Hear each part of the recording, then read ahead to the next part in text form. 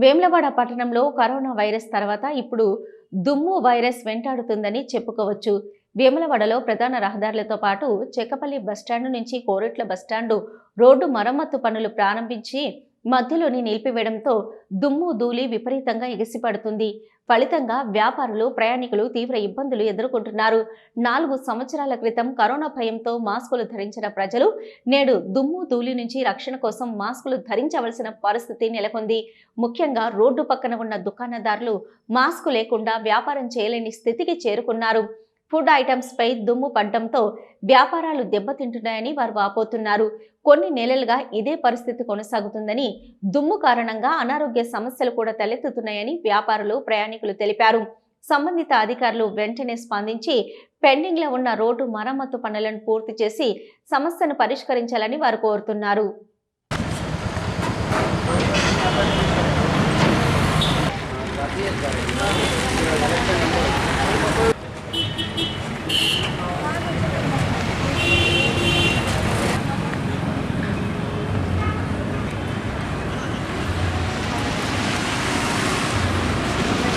చూస్తేనే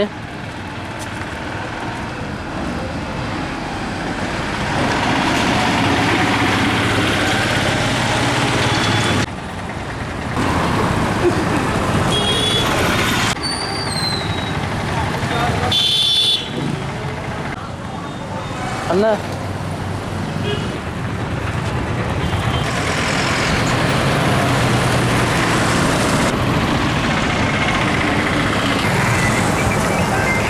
నా పేరు రవీందరు.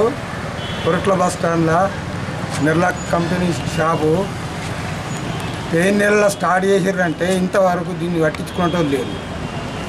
మొత్తం పొద్దుటి నుంచి సాయంత్రం కనుక మొత్తం దుమ్ముతోని ప్రతి ఒక్క దుకాణం షాపులల్లో మొత్తం మట్టే.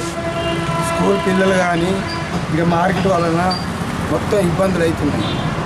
దాంతో దగ్గులు, జ్వరాలు మొత్తం ఇబ్బంది అంటే చిన్న ఇబ్బంది అవుతుంది. దాని గురించి మీరు ఖచ్చితంగా చర్య తీసుకోవాలి. వేములవాడ అభివృద్ధిలో భాగంగా మరి రోడ్ల బస్ స్టాండ్ నుంచి చెక్కపల్లి చౌరస్తా వరకు రోడ్డు నిర్మాణం అయితే స్టార్ట్ అయింది. దానికి సంతోషమే.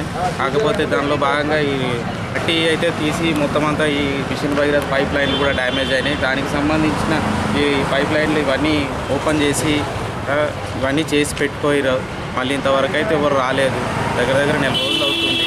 చాలా వచ్చిపోయే వాహనాలతోటి బాగా డస్టు, దుమ్ము దీంతో బాగా ఇబ్బంది అవుతుంది. షాపులలో బాగా ఇబ్బంది జరుగుతుంది. దీనివల్ల ఏంటంటే ఎవరైనా నైట్లో కనపడకుండా, ఈ పొక్కలు కనపడకుండా ఇంట్లో పడి ప్రమాదానికి గురయ్యే అవకాశం కూడా ఉంది. సో దీనికి సంబంధించిన అధికారులు ఎవరైనా ఉంటే తొందరగా దీన్ని పరిష్కారం చేయాలని చెప్పేసి కోరుతున్నాం.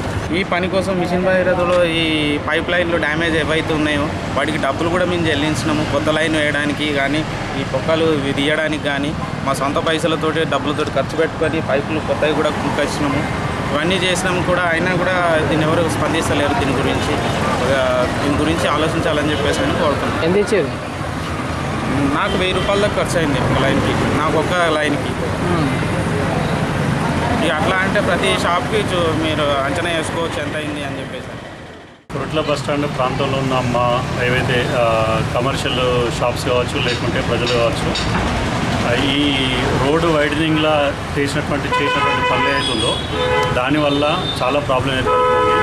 అంతకుముందు ఆల్రెడీ కమాన్ కింద ఏదైతే కొంచెం రోడ్ వర్క్ పెండింగ్ ఉండేనో అక్కడ డస్ట్ లాంటి మట్టి పోసి ఈ వర్షం తర్వాత వచ్చిన డస్ట్ గురించి ఆల్రెడీ మేము పలుమార్లు కంప్లైంట్ చేసినాం. ఇక్కడ వాళ్ళ ఆర్ఎంటీ డిపార్ట్మెంట్ వాళ్ళు కంప్లైంట్ చేసినాం. వాళ్ళు ఎట్లాంటి రెస్పాన్స్ తీసుకోలేదు. ఆ తర్వాత ఈ రోడ్ వైడింగ్లో చేసినటువంటి ఏదైతే వర్క్ ఉందో వాళ్ళు చేసినటువంటి వర్క్ మట్టి తీయడం వల్ల ఇక్కడ డస్ట్తోనే చాలా ప్రాబ్లం ఏర్పడుతుంది. ఈ డస్ట్ మేము అంటే ఇక్కడున్న ప్రజలు పీల్చుకోవడం ద్వారా చాలా అనారోగ్య సమస్యలు ఏర్పడుతున్నాయి. చిన్నపిల్లలకి కావచ్చు, ఇక్కడున్న మా షాప్లకు వచ్చే కస్టమర్ల వల్ల కావచ్చు, వాళ్ళకి కావచ్చు, ఈవెన్ మాకు కూడా కావచ్చు, చాలా ప్రాబ్లం ఏర్పడుతుంది. ఇటు ఒక దిక్కు చలితో పాటు ఈ డస్ట్ వల్ల చాలా అనారోగ్య పాలు అయ్యే అవకాశం ఉంది.